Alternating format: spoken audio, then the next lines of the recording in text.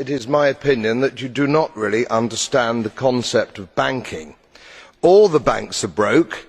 Bank Santander, Deutsche Bank, Royal Bank of Scotland, they are all broke. And why are they broke? It isn't an act of God. It isn't some sort of tsunami. They are broke because we have a system called fractional reserve banking, which means that banks can lend money that they don't actually have. It's a criminal scandal, and it's been going on for too long. To add to that problem, you have moral hazard, a very significant moral hazard from the political sphere.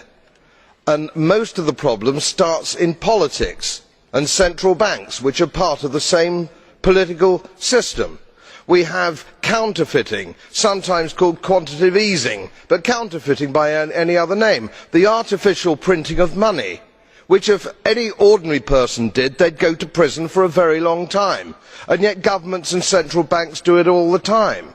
Central banks repress the amount of interest that rates are, so we don't have the real cost of money.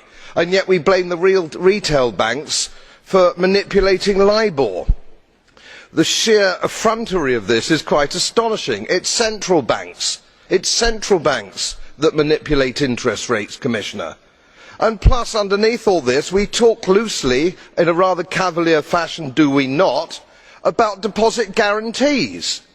So when banks go broke through their own incompetence and chicanery, the taxpayer picks up the tab.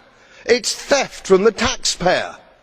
And until we start sending bankers, and I include central bankers and politicians, to prison for this outrage, it will continue.